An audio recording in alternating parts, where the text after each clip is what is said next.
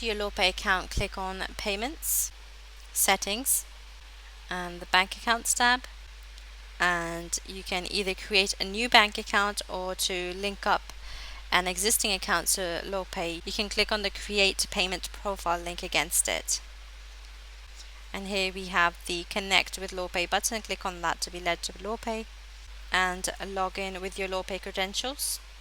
And you're automatically now led back into the TimeSolv app, where you can specify your LawPay merchant account and your LawPay ACH account, and mark it as active or inactive from here, and click Save.